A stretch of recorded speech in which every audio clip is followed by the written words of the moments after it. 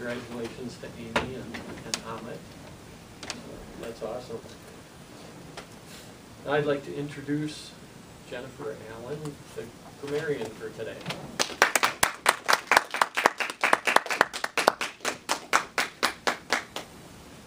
Thank you, Mr. Toastmaster and fellow Toastmasters.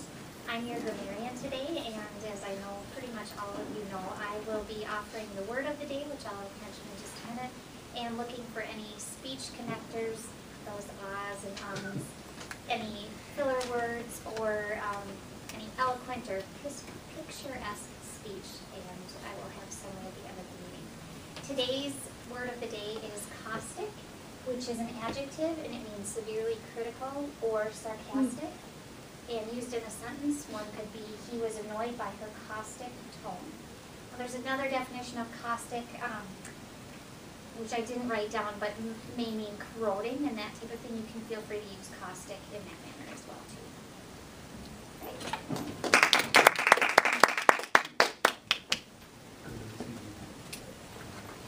And now I'd like to have Tom come down and kind of explain his role as timer. He's filling in for Joe since Joe's in the speaking role. So.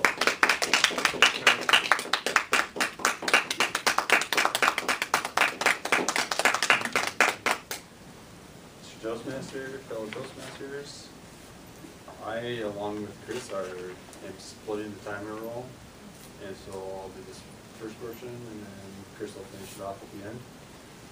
So for our speeches, to keep us on time, the cards and the lights kind of correspond. With 2 minutes left at the speeches, the green card will be brought up. With 1 minute left, the yellow card, and with no time left, the red card. And if you go a minute over, there's a buzzer back here all the time. And then for table topics, there's 1 to 2 minutes for that.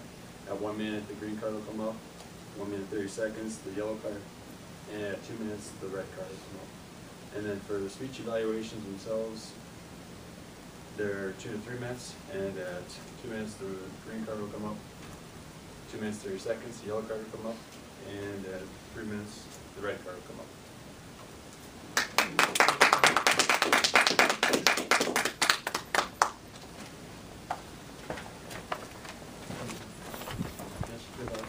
Main part of our program today. I'd like to introduce our first speaker. He's speaking out of the Confident Communicator Manual, speech number 7, which I believe is research your topic. Needs 5 to 7 minutes. Title of his speech is What Am I Saying? I'd like to introduce Chris Gibb.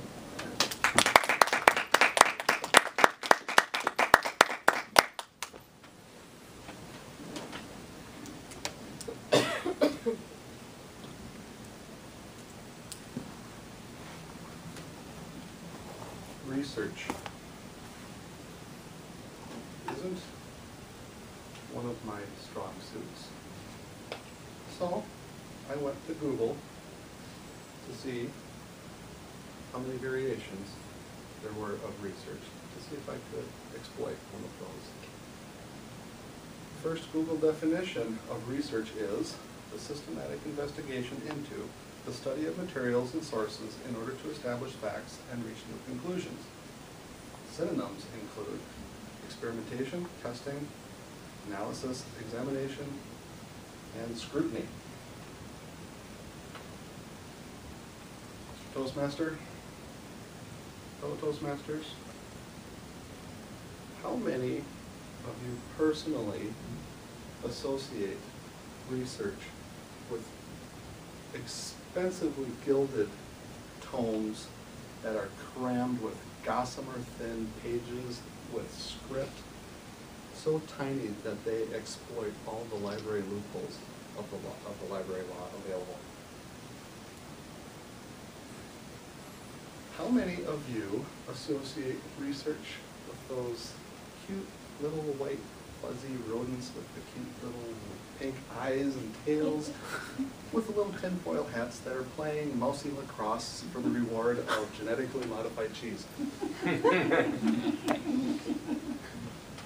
How many of you associate your feelings, your memories, and or your reactions to research? A little bit now. So 2 months ago, I was getting ready to take my broom hobby, I know, what broom, my broom hobby into its first craft show. I had picked out a name for my hobby, Sweet Corn Brooms, but I needed to work on my image, and it had to be a fun image, of course. But I needed to figure out if what I was trying to say was understood as what I was intending. I have a bad habit of saying something and whatever I wasn't intending to be the understood message. So, I have to give credit to Toastmasters for giving me the courage to share my first draft with my friends and a few fellow Toastmasters to evaluate some product tags that I had to make sure that I was projecting the proper image. And boy, am I glad I did, because that first draft sucked.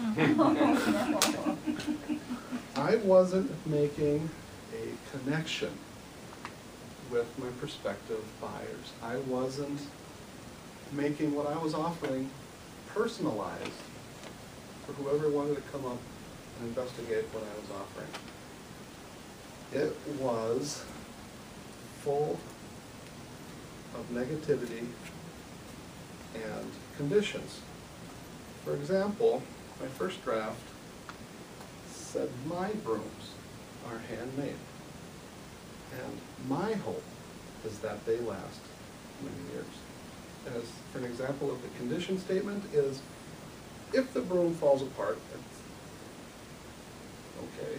I'm not planning on it, but I'm just saying, if it does, I will replace it if, so there's a condition statement that I later found out through my research with my friends, who thankfully were not very caustic with their feedback. They were nice and gentle, so they are very good friends and fellow Toastmasters. And again, this fun image that I was trying to project kind of flopped on my first round here. I said, failure due to neglect and abuse and or cuts, blah, blah, blah, is not covered. It just indicates that you need to take better care of your broom. Well,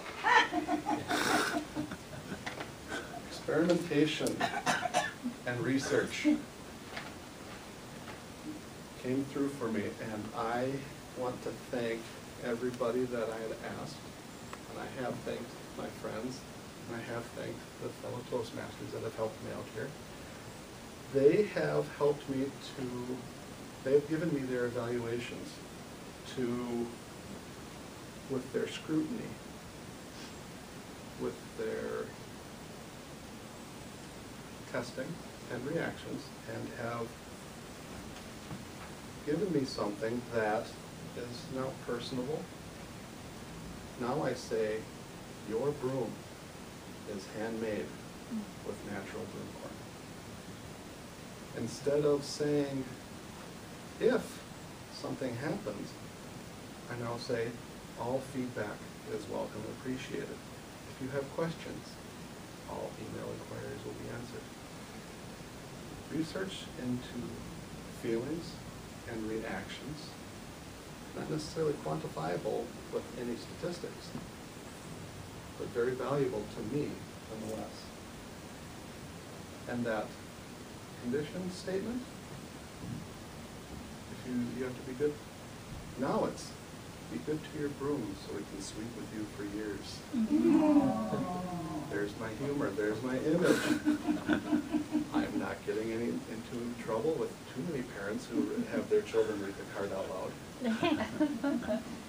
And finally, sweet corn brooms are worth the whisk. I am very proud of the help that I have gotten, because you cannot imagine how many opinions are out there for how to craft the perfect card for the small hobby business that also covers all the bases. These are all opinions based on what their experience is. I needed scrutiny and testing and reactions for those around me that knew me to personalize something that I would be very proud of. And I never would have come to what I have now if I hadn't done the research for the feelings to get the connectivity and the personal experience that I was after. Thank you.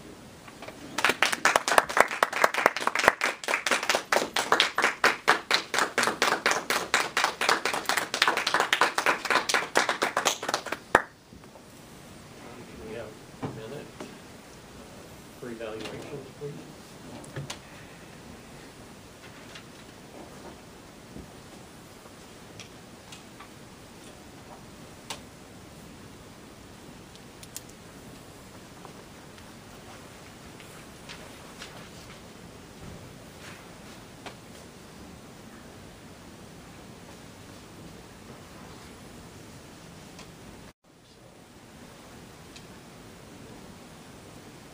With our next speaker. Our next speaker is also giving a speech out of the Competent Communicator Manual. It's speech number 4, how to say it. He wanted 5 to 7 minutes. The title of his speech is Salsa. I'd like to introduce John Potter.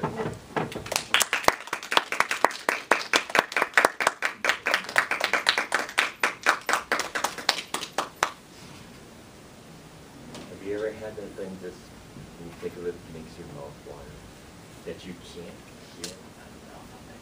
You just want more and more and more. Good afternoon, Councilors. We don't have any guests? What? For me, that is salsa. My kids tell me that my hair is red because I eat so much salsa. I spent 5 years in Southern California, and the only thing I miss, or 2 things I miss, is the skiing and the Mexican food. So I'm going to tell you 3 things about salsa. Picking the right ingredients, a little bit about making, and then enjoying it. So the ingredients are very important.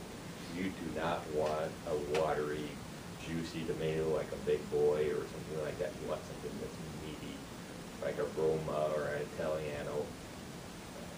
Because if you don't have a meaty tomato, that salsa is going to all water. In my mind, not very good. The other thing is what kind of peppers, hot peppers are going to have. For me, the salsa's not hot enough unless I start sweating when I eat it. Nobody else likes it that way, so I've had to tone it down. So we use jalapenos and habaneros in the salsa, and it's wonderful. The other thing is you have to have cilantro. If you don't have the cilantro, it's, in my mind, not authentic. The problem is cilantro comes at the wrong time of year for salsa, and buying it fresh is very expensive. Dried doesn't cut it.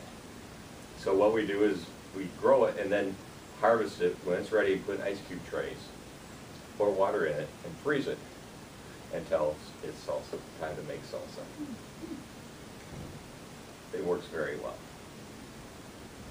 Those are the 3 key things that I think that most people will screw up if they mess something up. The actual making of it, for us, it's a process. My wife and kids and I will start. We actually start the night before and pick tomatoes. And we picked probably about 15, 20 gallons worth of tomatoes, and we get all the hot peppers and the green peppers and the onions. That's one thing I forgot to tell you is the key ingredient, is big sweet onions. I'll get red onions as well, just to add color and add a little different. I don't like anything boring.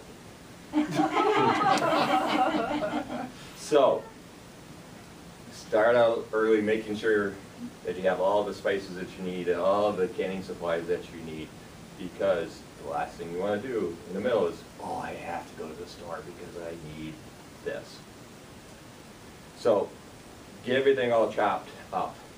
The kids laugh at me as they run out of the house, because when it's time to chop the 30 onions that we need, everybody's eyes start to water.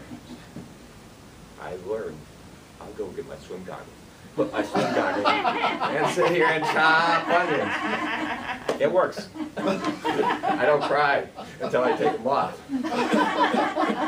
The other thing, one other trick that I've learned is to freeze your hot peppers and thaw them slightly, and so when they go through the food processor, they don't get all mushed up, or they're a lot finer.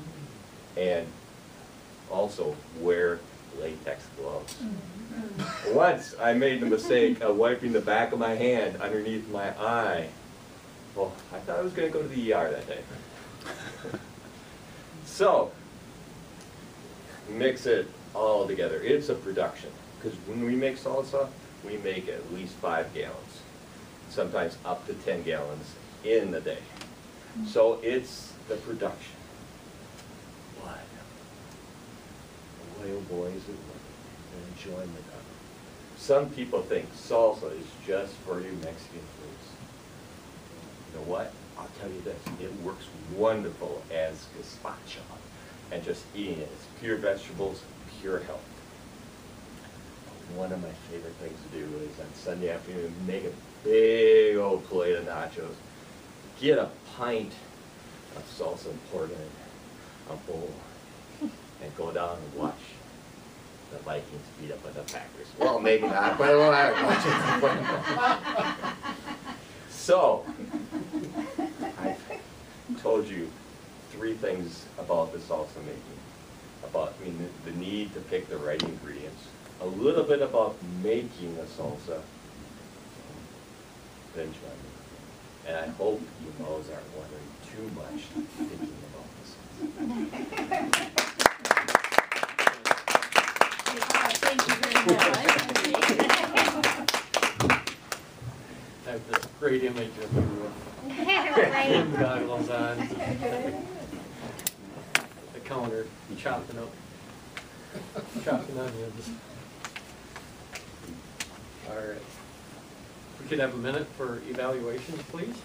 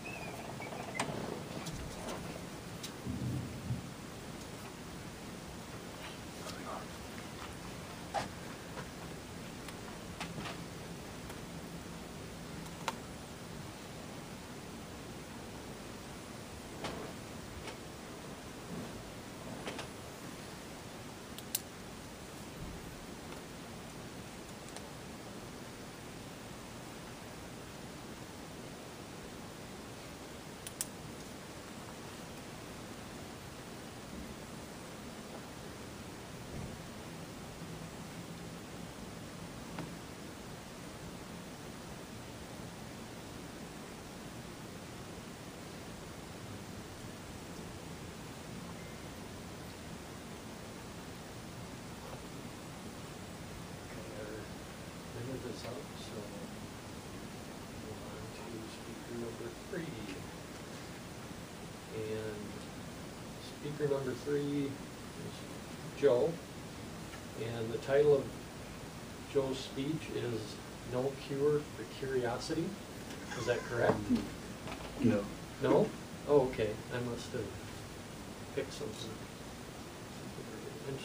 simple writing can be effective. And he wanted 6 to 8 minutes. I'd like to introduce Joe Sharp.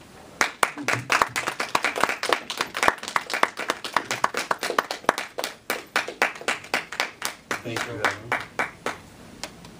First, to make sure that the grammarian doesn't go to sleep, I should ask John whether salsa is caustic. Depending if it's for me or somebody else. Simple writing can be effective. How many know this Cat in the Hat story? It starts, "The sun did not shine, it was too wet to play, so we sat in the house all that cold, cold, wet day." Is that familiar to a lot of you? Would you like to know Dr. Seuss's secret to readability? In a word, it's miniaturization. His writing is minified by having short words, short sentences, and very few sentences. Now, you might be afraid that this is just for kids. So I'd like to mention the fact that most of our important messages are also short. Amen. Will you marry me? I do. Not guilty. You're fired. I love you. Shakespeare started his famous sonnet, "Shall I compare thee to a summer's day? Thou art more lovely and more temperate." But how can you minify things? 3 ways. First, get short words. Dr. Seuss got his words by looking at a dictionary of words knowledgeable to first graders.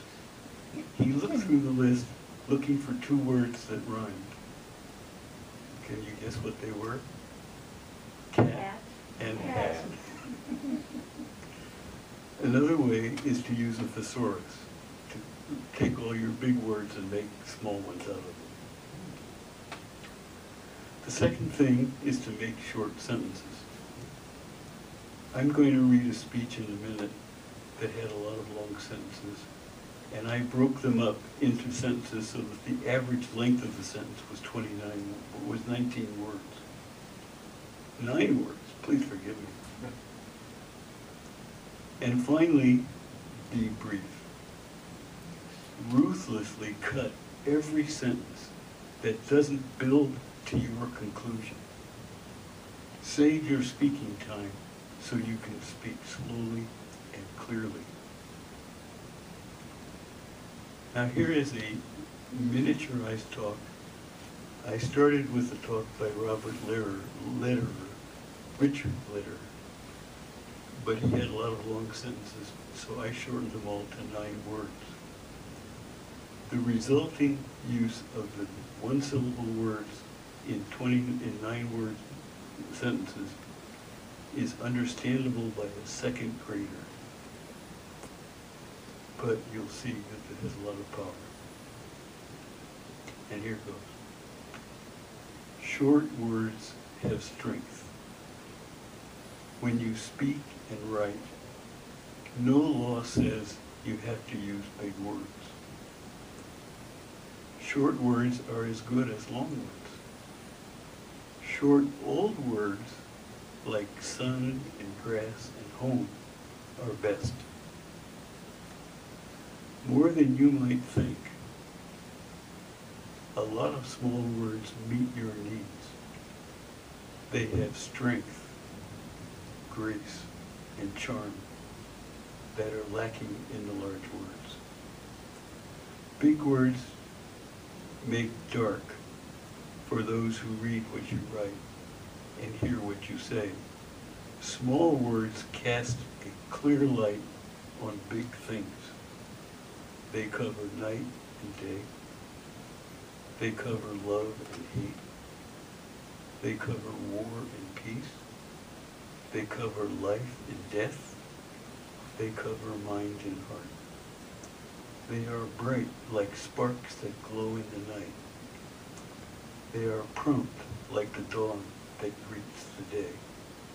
They are sharp like the blade of a knife. They are hot like the salt tears that scald the cheek. They are quick like moths that flit from flame to flame. They are terse like the dart and the sting of a bee. Here is a sound rule. Use small old words where you can. If a long word says what you want to say, don't fear to use it. But our tongue is rich in crisp, brisk, swift, short words. Make them the spine and the heart of what you speak and write. To conclude, short words are like fast friends. They will not let you down.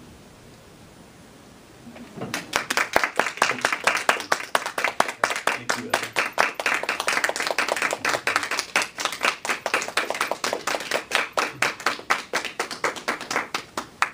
We could have a minute to complete evaluation.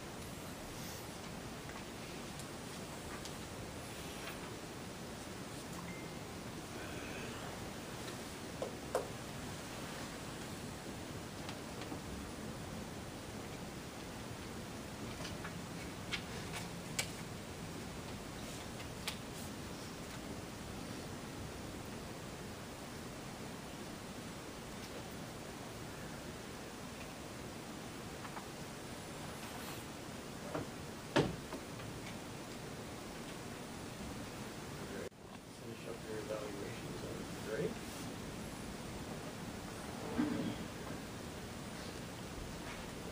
Doesn't look like we have any guests to introduce themselves or anything like that, so good. And let's see here. Tanya's volunteered to fill in as topics master today, so I'd like to introduce Tanya.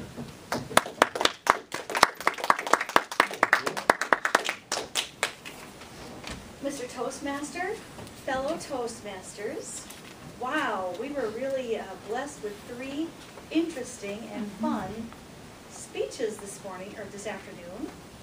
I don't have any caustic reviews to give on any of the 3 speeches. In fact, I had written my preamble for this table topics announcement, but then after Joe's speech, it had a lot of long words in it and run-on sentences, so I'm going to get to the point. We don't have a lot of members here today who don't have a role, but for those of you who don't have a specific role, looks like I found I'm sorry, I can't remember your name. Julie. Plus, I don't want to say too many words. Yeah. So, Julie, if we could have you come up here, I will ask you the question, please. Thank you.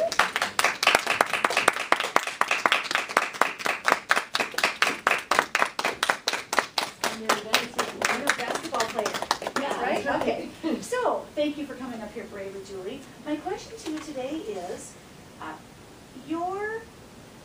what are you interested in community service, whether it's local or not? What one group are you interested in, and why? And tell us anything about that you'd like to talk about that. Any particular or service or what? So okay, thank you.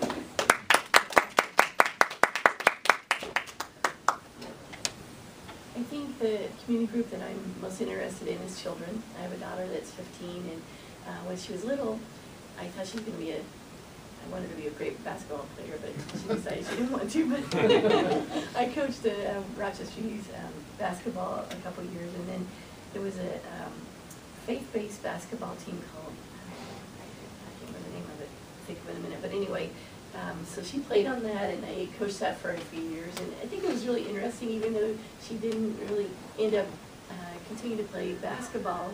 We met a lot of nice kids her age, and I'm friends with their parents now, so that was really fun.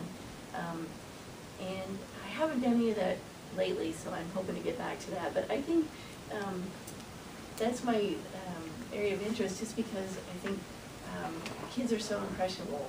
And even if you're not teaching them how to play a game or a sport, you're teaching them about getting along with others, cooperating, following rules, helping each other. You know, it's a lot of things that we do in life that we need when we work someday. So I think it's very important to teach them at that age, and they're so impressionable.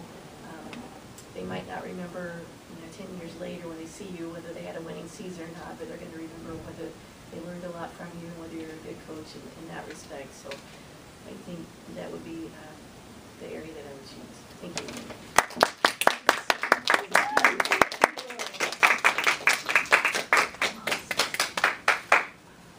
I believe we have time for one more table topic, maybe two, depending on how it goes.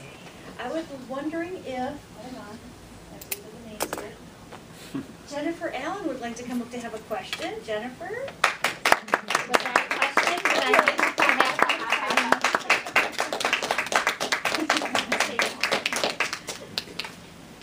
Jennifer, all over the news yesterday and today, there was a mother in Baltimore who stopped her teenage son from getting into trouble at a kind of a riot in the town.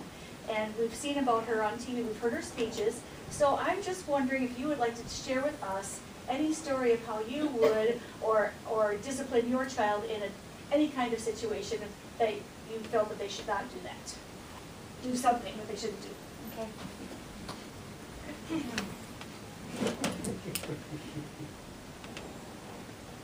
Disciplining my children is something I should do. Now, I should know this well, and if they were here, they could probably give me several examples of when I've disciplined them.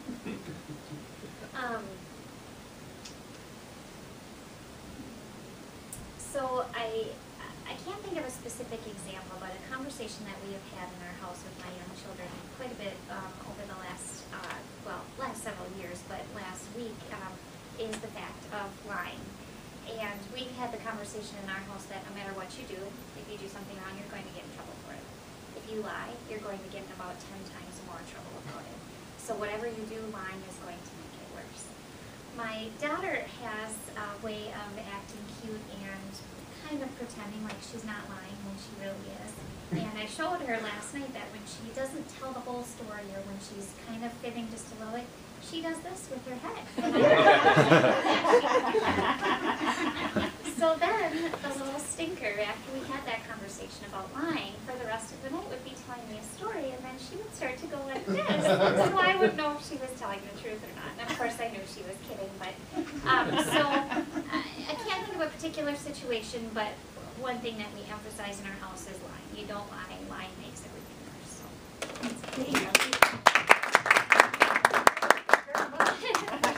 No, I'm just kidding. Do we have time for one more, or are we done? I really don't. Go for it. Go for it. Okay. Well, that means I'm going to ask Sarah to come up. Sarah.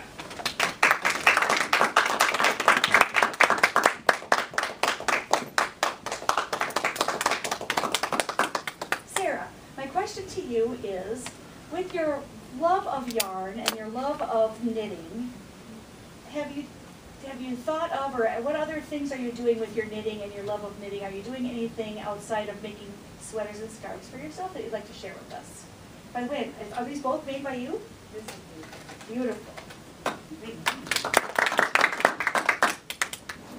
Excellent question. So your question is, am I doing anything else with yarn besides making scarves and sweaters and socks and hats and everything else that I love to make?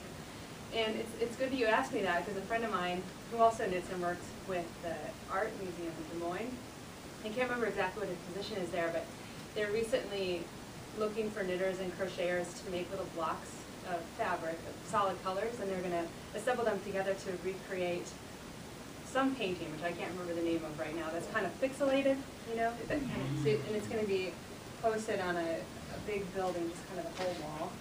So that's a really interesting thing that I'm considering getting involved in. It's pretty easy. Another thing that I've been wanting to do and I haven't done yet, and I talked a little bit about this in one of my speeches a while ago, is yarn bombing.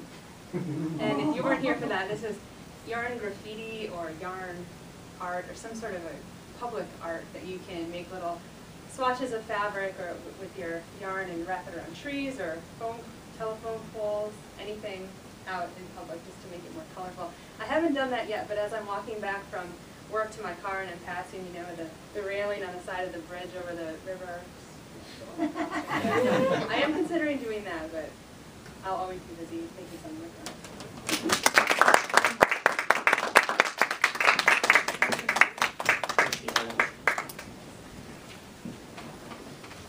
So Sarah, you were the one that put the hat and the scarves around Charlie and I didn't do that. the I wish I had claimed that, but I in the did park not. there. All right, I guess at this point, I'd like to bring down Tom as the general evaluator.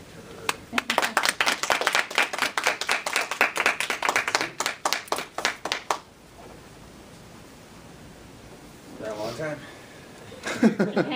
Thank you, fellow Toastmasters.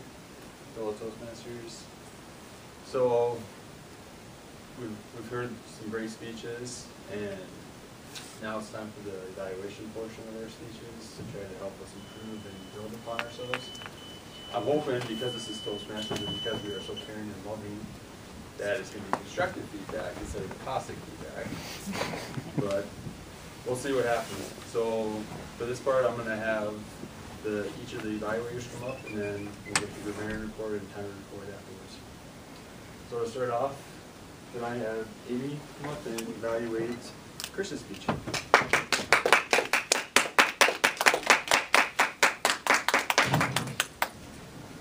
What am I saying? What am I saying? What am I saying? What am I saying is the title of Chris's speech. Fellow Toastmasters, no guests, but especially Chris. Your message that you gave us, your topic, really, of your speech, was in how you were going to present a message that articulated what you meant in a very positive way. So the title fits. What am I saying? And hopefully through the vocal variety in my introduction, you get to that point. You can say things in many different ways, and they will be perceived differently because someone heard something in my voice or read it in a way that then they perceive it as to be not how I intended it to be. I think you did a fantastic job in your speech in giving us that story. You started with a really nice opening about research, and you jumped from the definition of research and getting our heads thinking about those classic definitions and relating them to things that we think about, especially those of us employed here at Mayo and the Three Shields. That's the research my head was going with when you started. And then you spun us on your head, and you on our heads, and started talking about brooms. And I thought, where is he going with this? And I wasn't lost, but it was intriguing. I was curious, which is, I think, exactly what you were looking for. And you then talked about your experience in how you were trying to relay a specific message, relay a specific point in a way that would be engaging and not off-putting. And through the topic of research, you shared with us that experience. I did this, I put it out there in the world for some of my friends and colleagues to provide feedback. That was the type of research that you were doing. It wasn't the mouse in the cage, it wasn't maybe perhaps as scientific as some of us were first coming into expecting where you were going with your speech. Now, the speech itself and what you were to be practicing was how to research your topic. So I think you did a nice job explaining that. You actually took a real live example where you did do some research and shared that with us. So I think it was a very good story, a point to tell us. One thing I think that might be a good thing when you're going down this path again is I liked the flip that you did, like I mentioned. I think you could have done that without reading the definitions and just jumping right into the scenario. When you think about research, you think about this. When you think about research, you think about that. You still could flip it with the broom, but I don't think you needed the extra definitions up front. The other thing I think I'd like to share is you do a bit of a finger point. I don't know if you know that you do that. It came up often. So watch the finger point. What am I saying? Another twist, and I'm not sure if you meant it. Maybe it's just in my head, but sweet corn brooms. Is it sweet corn brooms, or is it sweet corn brooms? I'm not sure. I'm Yes. curious, but I thought it went well with the title. What am I saying? I'm not sure which way that one went, but I'm sure you'll tell me and fill me in. Thank you very much for a very enjoyable speech, Chris.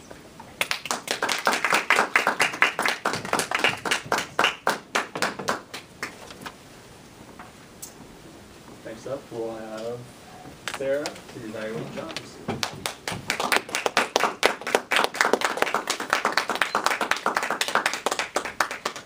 Thank you, fellow Toastmasters, and most especially John. John has quite the passion for salsa. It's very evident that you really like salsa, and I think that's great. It's good to be passionate about something like that, because you should make a few gallons and bring it in here. And I can tell you if it's really that good. I'm sure.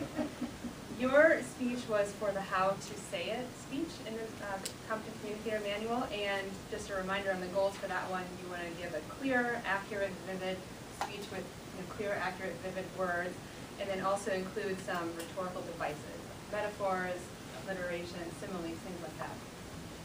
And I think the topic of your speech was perfect for this, because you were very clear and accurate and vivid about making the salsa and the different process in doing that.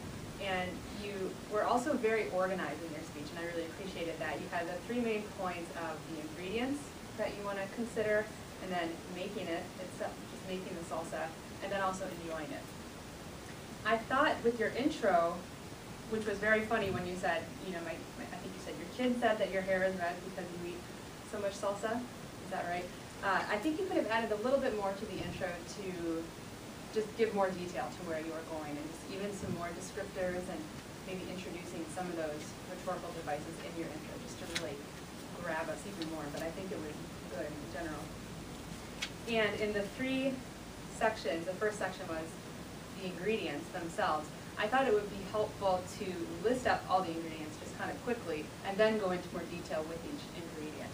You talked about looking for the right kind of tomato so it wouldn't be too watery, and the peppers you choose, and the cilantro and onions. It would just be nice to have that listed out there. Even a handout for this type of a speech would be really nice to give us all a recipe for what your favorite meal is. Right. Or maybe you don't want to share that. You could be very vague in that. This is just a suggestion. Let's see. In the second section, which I thought was your strongest section, was how you make the salsa. You went into more detail there on the supplies you need, how you can avoid the problem with the caustic onions on your eyes, wearing goggles or other tricks that you can learn, and talking about how much you're making. So I thought you did a really good job on that one. And your last section was on enjoying it itself, and I think that was really nice too. And you could have even added some more there, just to give, I don't know, something more descriptive. And I think in general, throughout your speech, just doing some more recapping, saying this is what I just told you, and then at the end of each section, just a quick reminder of what you just said, and kind of a recap throughout your speech, where you've been and where you're going would be nice, and that's something you could also just put into the conclusion. And looking at the evaluation guide, the only other main thing I could think to add was adding even more rhetorical devices, since that was one of the points of the speech, and I know you had something there, but just adding even more would be good. It's been a general good speech, and now I want to have some salsa. So. Do you get to skip Robert's videos? Okay, sorry. I want to know. I'm gonna say I'm a little Sorry. curious. No, no, that's fine. It's perfectly fine. I was just wondering how long you think I'll be back to last. I'm thinking back to my days when I used to use a pipe of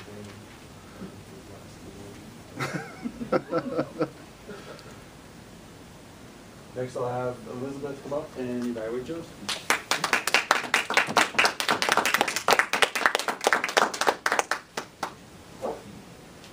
Good afternoon, fellow Toastmasters, and most especially Joe. Joe, this is probably the one speech I did not hear you make a caustic remark or two. It was clean. It was remarkable clean. Now, did you get grammarian? Did you get that caustic remark? Alrighty. Getting to the meat of my evaluation. This evaluation, this speech was regarding speaking to inform, and he was trying to demonstrate how short words, simple words, short sentences can be so impactful. Therefore, it was very pertinent to all of us. I thought the message about right? How do you say that? When you want to shorten? Mineralization. Mineralization. Okay, that was I was trying to learn that one, so I was trying to repeat it. That was really, really meaningful to me, and I thought it goes a long way.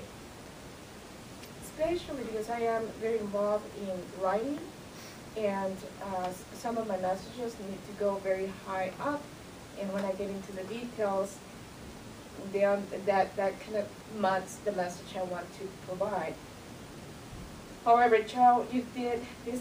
The demonstration that you provided us today was extremely helpful to me. It was very clear on how you can take a very complex message and really deliver something in great quality. From that standpoint, I think you achieved the purpose of your speech, the message that you wanted to give us. I really like how you demonstrated how simple and short words can be very impactful. I love you. I do. And you're fired! Very impactful. The one small item that I could share from my personal opinion is I thought that this message was not just for simple writing. I think it's extremely applicable to verbal communication or any type of communication. That would be the only thing that I could see that you could include in a message like this is the applicability of what you're trying to demonstrate. I truly believe that this was overall for communication, not just for simple writing. I think it would go a very long way for verbal communications as well. Besides that, I thought that this was one of the speeches that I enjoyed the most, especially because you didn't have a caustic remark.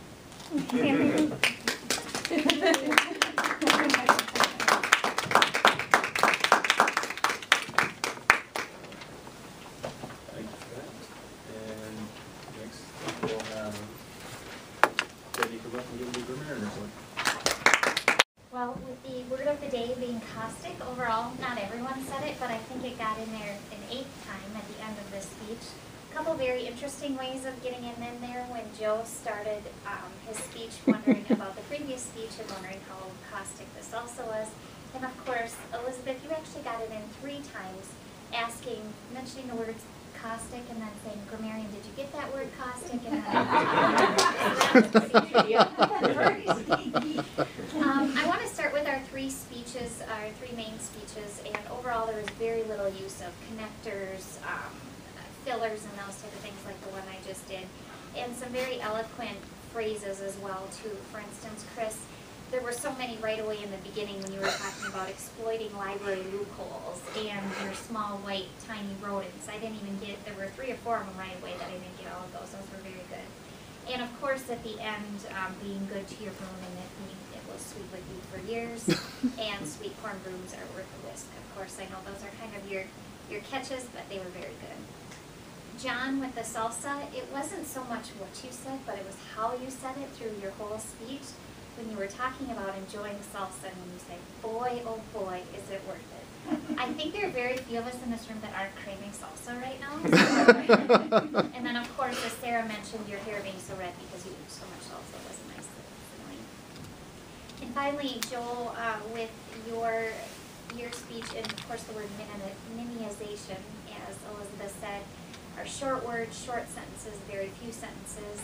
The poem you minified was awesome. I was going to grab it if I would have had enough time to read some of the pieces from that was full of short words, so many great ways and uses of short words and phrases, and the metaphors at the end. I mean, it was just overall a very good job. I want to mention a couple other things. The spine and heart of what you speak and write was another good one. And short words are like good friends, they will not let you down. As I mentioned again, overall very loose, little use of connectors and fillers. There were quite a few of my own when I came up here and did table topics. And just like that one. And just a couple other ones. Amy, when you mentioned spinning us on our heads, referring to Chris's speech, and Sarah, quite the passion about salsa. Just great speeches and great language throughout today. Nice job.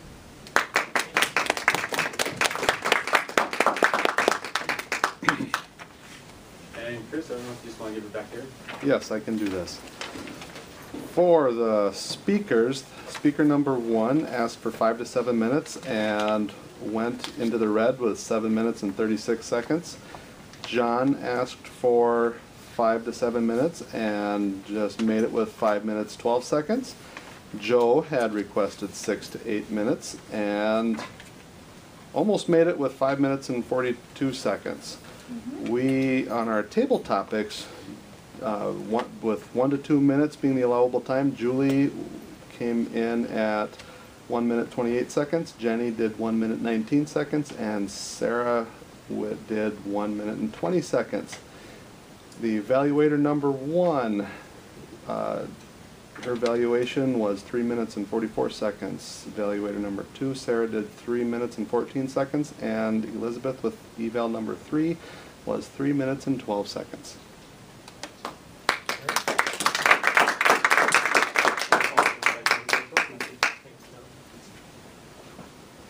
Well, very good meeting. We actually almost made it.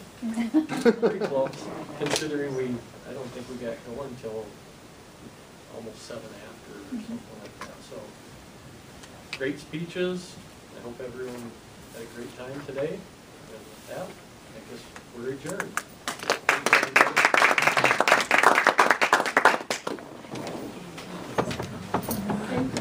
How long does that last you, John? That was you who wrote that? Made that small. How long does that last you, John? How long does it last? 5 gallons? Well, we made 20 gallons last year. Oh, wow. 20. And we have 6 courses left. And I would have brought some, except my son graduates in 2 weeks, and we're having a tackle bar, and that's going to be gone. When do you get acres? When the tomatoes are ripe, we grow it all. Oh, okay. So Really? we have usually about 40 to 50 tomato plants. Plant 300 or 400 at the end. Have a good afternoon. So Yeah, no, I used to eat a lot of salsa. I've only made it a few times. yeah. But there's a couple spots down, especially last year in North Carolina. Yeah. You can buy for salsa. Yeah. They had 10 different flavor options you could go from